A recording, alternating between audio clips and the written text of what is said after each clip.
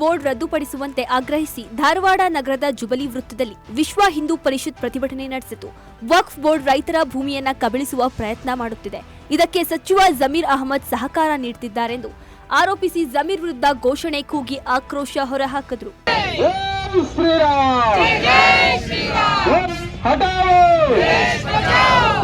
ನಿಂತು ಈ ಜಾಗ ನನ್ನಂದ್ರೆ ಆ ಜಾಗ ಅವ್ರದೇ, ಅದಕ್ಕೆ ಯಾರು ಪ್ರತಿಭಟನೆ ಮಾಡುವಂತ ಅವಕಾಶಗಳಿಲ್ಲ, ಕೋರ್ಟ್ ಮೆಟ್ಲುಗಳನ್ನು ಏರುವಂತ ಅವಕಾಶ. ಸಚಿವ ಜಮೀರ್ ಅಹಮದ್ ಕುಮಾರಸ್ವಾಮಿ ಅವರ ಬಣ್ಣದ ಬಗ್ಗೆ ಹೇಳಿಕೆ ನೀಡಿದ್ದ ವಿಚಾರಕ್ಕೆ ಮೈಸೂರಿನಲ್ಲಿ ಮಾಜಿ ಸಚಿವ ಸಾರಾ ಮಹೇಶ್ ವಾಗ್ದಾಳಿ ನಡೆಸಿದ್ದಾರೆ. ಜಮೀರ್ ಅಹಮದ್ ಅವರಿಗೆ ಈಗ ಕುಮಾರಸ್ವಾಮಿ ಅವಕಾಶ ಕೊಟ್ಟಾಗ ಅವರ ಬಣ್ಣ ಕಾಣಲಿಲ್ವಾ? ಮೆಕ್ಕಾಗೆ ಹೋಗುವಾಗ ತಾಯಿಯ ಆಶೀರ್ವಾದದ ಜೊತೆಗೆ ಕುಮಾರಸ್ವಾಮಿ ಅವರ ಆಶೀರ್ವಾದವನ್ನ ಪಡೆದ್ರಲ್ಲ, ಆಗ ಗೊತ್ತಾಗ್ಲಿಲ್ವಾ? ಈಗ ಅವರ ಬಣ್ಣದ ಬಗ್ಗೆ ಮಾತನಾಡ್ತಿದ್ದಾರಲ್ಲ ಎಂದು ಕಿಡಿಕಾರಿದ್ದಾರೆ.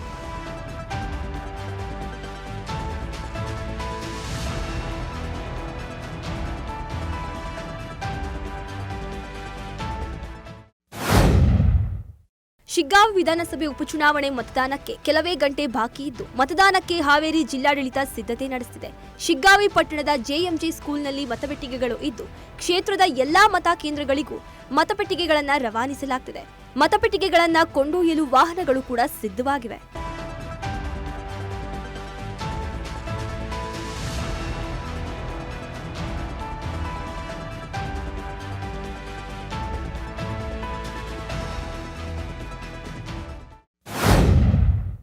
ಅಬಕಾರಿ ಸಚಿವ ಆರ್.ಬಿ. ತಿಮ್ಮಾಪುರ ಅವರು ತೇಜೋವಧೆ ಖಂಡಿಸಿ ಅಭಿಮಾನಿಗಳು ಇಂದು ಬಾಗಲಕೋಟೆಯಲ್ಲಿ ಪ್ರತಿಭಟನೆ ನಡೆಸಿದರು.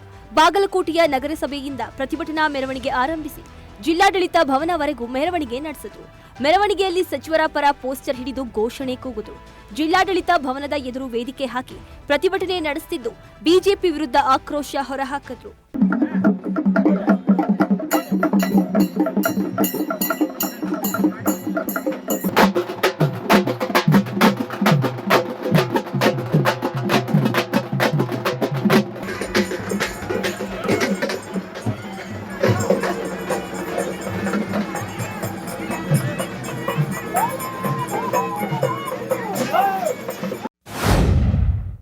ಕಲಬುರಗಿಯ ರಾಘವೇಂದ್ರ ಪೊಲೀಸ್ ಠಾಣೆಯ ಪೊಲೀಸರು ಭರ್ಜರಿ ಕಾರ್ಯಾಚರಣೆ ನಡೆಸಿದ್ದಾರೆ. 2 ಪ್ರತ್ಯೇಕ ಪ್ರಕರಣದಲ್ಲಿ ಭಾಗಿಯಾದ 2 ಕುಖ್ಯಾತ ಕಳ್ಳರನ್ನ ಪೊಲೀಸರು ಹೆಡೆಮುರಿ ಕಟ್ಟಿದ್ದಾರೆ. ಕಲಬುರಗಿ ನಿವಾಸಿ ಮೊಹಮ್ಮದ್ ಜಿಲಾನಿ ಹಾಗೂ ಕಾಳಗಿ ತಾಲೂಕಿನ ಮಕ್ರಂದ ಗ್ರಾಮದ ನಿವಾಸಿ ಮಹಿಬೂಬ್ ಶಾ ಬಂಧಿತ ಆರೋಪಿಗಳು. ಬಂಧಿತರಿಂದ 1 ಕಾರು, ಬೈಕು ಹಾಗೂ 4 ಮೊಬೈಲ್ ಸೇರಿದಂತೆ 3,000 ನಗದು ಹಣ ವಶಪಡಿಸಿಕೊಂಡಿದ್ದು ಆರೋಪಿಗಳನ್ನ ನ್ಯಾಯಾಂಗ ಬಂಧನಕ್ಕೆ ಒಪ್ಪಿಸಿದ್ದಾರೆ.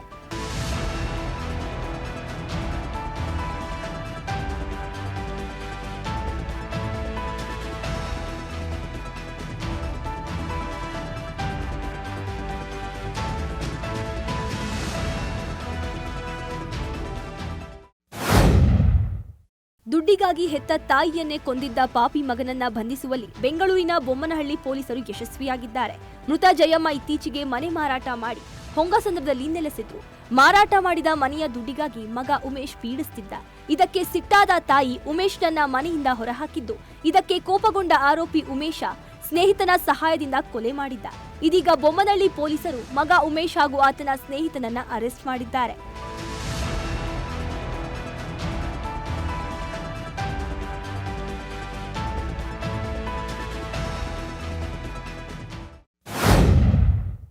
ಯಲಹಂಕ ಫ್ಲೈಓವರ್ ಮೇಲೆ ಸರಣಿ ಅಪಘಾತ ಪ್ರಕರಣಕ್ಕೆ ಸಂಬಂಧಿಸಿದಂತೆ ಪಶ್ಚಿಮ ವಿಭಾಗ ಸಂಚಾರ ಡಿಸಿಪಿ ಅನಿತಾ ಹದ್ದಣ್ಣನವರ್ ಪ್ರತಿಕ್ರಿಯಿಸಿದ್ದಾರೆ.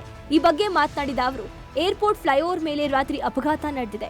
ಇನೋವಾ ಕಾರಿಗೆ ಲಾರಿ ಹಿಂಬದಿಯಿಂದ ಡಿಕ್ಕಿ ಹೊಡೆದಿದ್ದು, ಕಾರು ಹಾಗೂ ಲಾರಿ ಚಾಲಕ ಕೆಳಗಿಳಿದು ವಾದ ಮಾಡುವ ಸಂದರ್ಭದಲ್ಲಿ ಬಿಎಂಟಿಸಿ ಬಸ್ ಹಿಂಬದಿಯಿಂದ ಬಂದು ಬಲ್ಕರ್ ಲಾರಿಗೆ ಡಿಕ್ಕಿ ಹೊಡೆದಿದೆ. ಲಾರಿ ಮುಂದೆ ಚಲಿಸಿ 2 ಚಾಲಕರ ಮೇಲೆ ಹರಿದಿದೆ.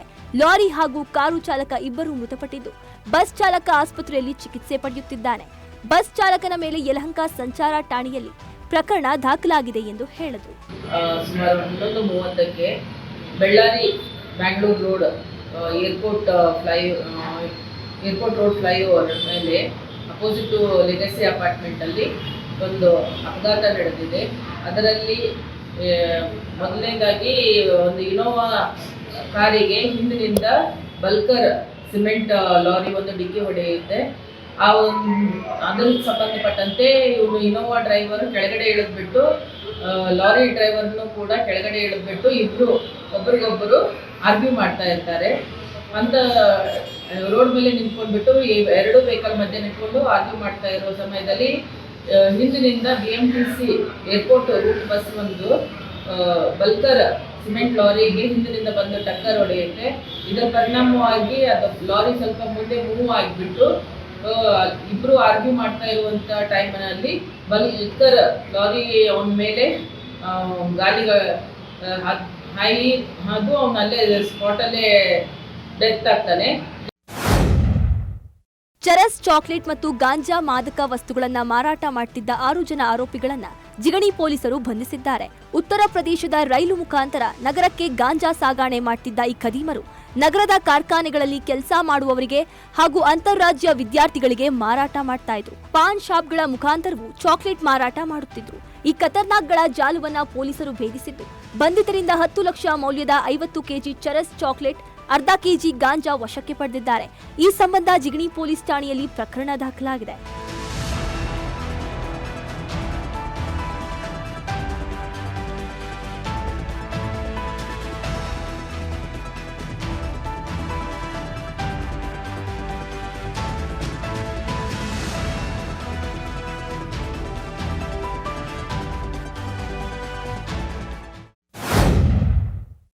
ಶಿವಮೊಗ್ಗದ ಚೌಡೇಶ್ವರಿ ಕಾಲೋನಿಯ ರಸ್ತೆ ಅಭಿವೃದ್ಧಿ ಮಾಡುವಂತೆ ಆಗ್ರಹಿಸಿ ಕಾಲೋನಿ ನಿವಾಸಿಗಳು ಶಿವಮೊಗ್ಗ ಹೊನ್ನಳ್ಳಿ ರಸ್ತೆ ತಡೆದು ಬೃಹತ್ ಪ್ರತಿಭಟನೆ ನಡೆಸಿದರು. ಕೂಡಲೇ ಕಾಲೋನಿ ರಸ್ತೆ ಸರಿಪಡಿಸುವಂತೆ ನಿವಾಸಿಗಳು ಆಗ್ರಹ ಮಾಡಿದರು. ಕಾಲೋನಿ ನಿವಾಸಿಗಳಿಗೆ ಮಾಜಿ ಡಿಸಿಎಂ ಕೆಎಸ್ ಈಶ್ವರಪ್ಪ ಸಾಥ್ ನೀಡಿದ್ದು 1 ವಾರದೊಳಗೆ ಸಮಸ್ಯೆ ಬಗೆಹರಿಸುವಂತೆ ಅಧಿಕಾರಿಗಳಿಗೆ ಒತ್ತಾಯ ಮಾಡಿದ್ದಾರೆ.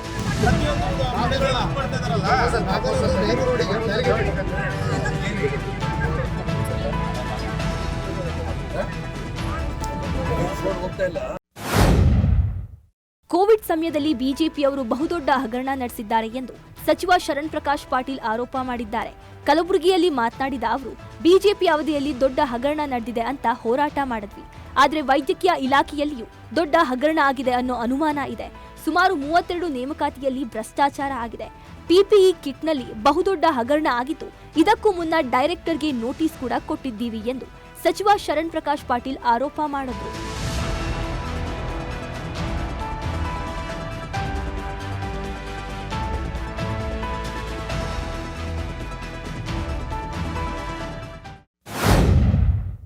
ಹಗಲೆಲ್ಲ ಏಷ್ಯಾ ಮಾಲ್ನಲ್ಲಿ ಕೆಲಸ ಮಾಡಿ ರಾತ್ರಿ ಶೋಕಿಗಾಗಿ ಕಳ್ಳತನ ಮಾಡ್ತಿದ್ದವ ಪೊಲೀಸ್ಗೆ ಅತಿಥಿಯಾಗಿದ್ದಾನೆ. ರಾತ್ರಿ ವೇಳೆ ಬೆಂಗಳೂರಿನ ಹಲವೆಡೆ ಬೈಕ್ ಕಳ್ಳತನ ಮಾಡ್ತಿದ್ದ ಸಾಗರ್ ಎಂಬ ಆರೋಪಿಯನ್ನ ಪೊಲೀಸರು ಬಂಧಿಸಿದ್ದಾರೆ. ಈತನಿಂದ 4 RX ಬೈಕ್, 2 ಆಕ್ಟಿವಾ ಸೇರಿ ಒಟ್ಟು 6 ಬೈಕ್ಗಳನ್ನ ಪೊಲೀಸರು ವಶಪಡಿಸಿಕೊಂಡಿದ್ದಾರೆ.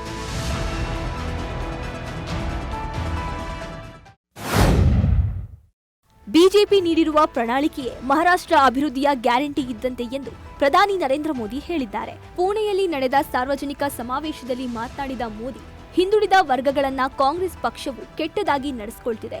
ಎಂದೂ ದಲಿತರು, ಹಿಂದುಳಿದ ವರ್ಗಗಳ ಪ್ರಗತಿಗೆ ಪಕ್ಷ ಅವಕಾಶ ನೀಡಿರಲಿಲ್ಲ. ಈ ಷಡ್ಯಂತ್ರಕ್ಕೆ ನಾವು ಬಲಿಯಾಗುವುದು ಬೇಡ.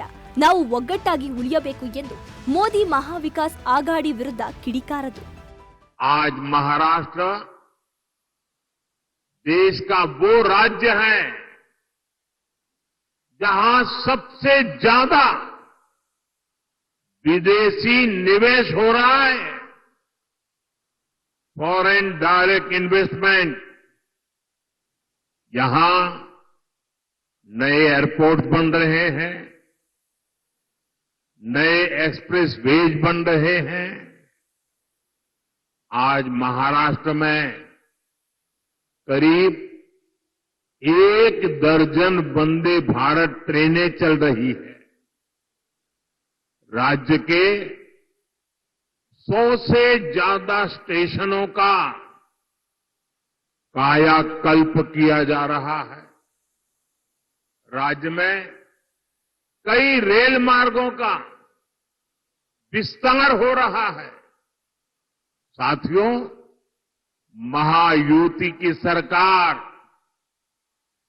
की स्पीड से काम करती है और ये अगाड़ी वालों की जमात कैसे कामों को रोकते हैं ಎನ್ಸಿಪಿ ನಾಯಕ ಬಾಬಾ ಸಿದ್ದಕ್ಕಿ ಹತ್ಯೆ ಪ್ರಕರಣದಲ್ಲಿ ಮತ್ತೊಬ್ಬ ಶೂಟರ್ನನ್ನ ಪೊಲೀಸರು ಬಂಧಿಸಿದ್ದಾರೆ. ಎಸ್ಟಿಎಫ್ ಉತ್ತರ ಪ್ರದೇಶ ಮತ್ತು ಮುಂಬೈ ಕ್ರೈಂ ಬ್ರಾಂಚ್ ಜಂಟಿ ಕಾರ್ಯಾಚರಣೆಯಲ್ಲಿ ಶೂಟರ್ ಶಿವಕುಮಾರ್ನನ್ನ ನಾನ್ಪುರ ಬ್ರೈಹಲ್ ಜಿಲ್ಲೆಯಲ್ಲಿ ಬಂಧಿಸಲಾಗಿದೆ.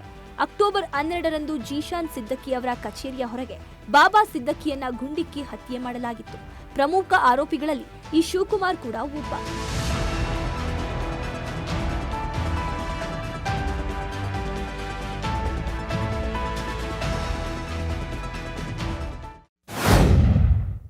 ಪಾಕಿಸ್ತಾನದಲ್ಲಿ ದಿನೇ ದಿನೇ ವಾಯು ಮಾಲಿನ್ಯ ಹೆಚ್ಚಾಗುತ್ತಿದೆ.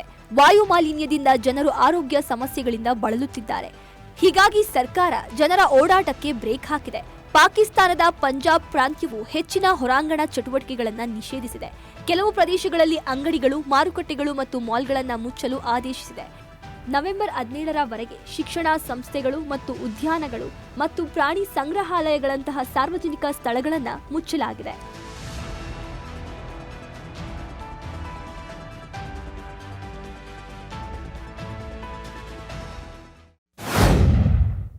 ಶ್ರೀಲಂಕಾದ ಏರ್ಲೈನ್ಸ್ ತನ್ನ ಜಾಹೀರಾತಿನ ಮೂಲಕ ಇದೀಗ ಭಾರತೀಯರ ಮನಸ್ಸು ಗೆದ್ದಿದೆ. ರಾಮಾಯಣದ ಮಹಾಕಾವ್ಯದ ಸಂಬಂಧದ ಜಾಹೀರಾತನ್ನ ಪ್ರದರ್ಶಿಸಿ ಆನ್ಲೈನ್ನಲ್ಲಿ ಪ್ರಶಂಸೆ ಪಡೆಯುತ್ತಿದೆ. ಜಾಹೀರಾತು ಶ್ರೀಲಂಕಾವನ್ನ ಪ್ರಮುಖ ಪ್ರವಾಸಿ ತಾಣವಾಗಿ ಇರಿಸುವ ಗುರಿಯನ್ನ ಹೊಂದಿದೆ. ವಿಶೇಷವಾಗಿ ಭಾರತೀಯರು ಮತ್ತು ಶ್ರೀರಾಮನ ಭಕ್ತರನ್ನ ಇದು ಆಕರ್ಷಿಸಿದೆ. ಈ ಬಗ್ಗೆ ಟ್ವಿಟರ್ನಲ್ಲಿ ವಿಡಿಯೋವೊಂದು ವೈರಲ್ ಆಗಿದೆ. ರಾಮಾಯಣ ಟ್ರಯಲ್ನ ಮಹಾಕಾವ್ಯವನ್ನ ಪುನರ್ಜೀವನಗೊಳಿಸಿ ಅಂತ ಬರೆದುಕೊಳ್ಳಲಾಗಿದೆ.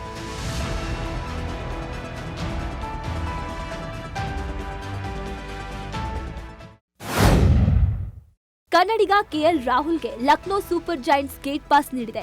ಈ ಬಗ್ಗೆ ಮೊದಲ ಬಾರಿಗೆ ಕ್ರಿಕೆಟರ್ ಕೆಎಲ್ ರಾಹುಲ್ ಪ್ರತಿಕ್ರಿಯೆ ನೀಡಿದ್ದಾರೆ. ನಾನು ಹೊಸ ಆರಂಭ ಬಯಸಿದ್ದೆ. ಸಂಪೂರ್ಣ ಸ್ವಾತಂತ್ರ್ಯದಿಂದ ಆಡುವ ಸ್ಥಳಕ್ಕೆ ಹೋಗಲು ಬಯಸುತ್ತೇನೆ. ಅದು ನನಗೆ ಒಳ್ಳೆಯದು ಎಂದು ಹೇಳಿದ್ದಾರೆ.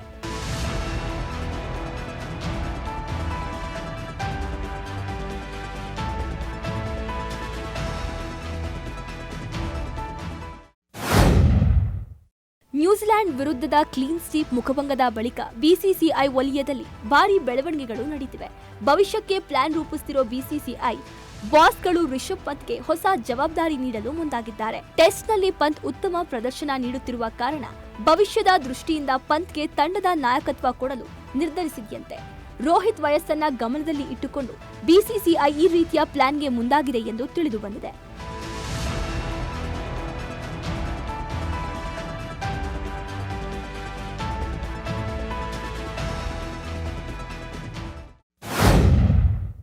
ಚಾಂಪಿಯನ್ಸ್ ಟ್ರೋಫಿ 2025ರಿಂದ ಪಾಕಿಸ್ತಾನ ತಂಡ ಹೊರಗುಳಿಯುವ ಸಾಧ್ಯತೆ ಇದೆ ಎಂದು ವರದಿಯಾಗಿದೆ.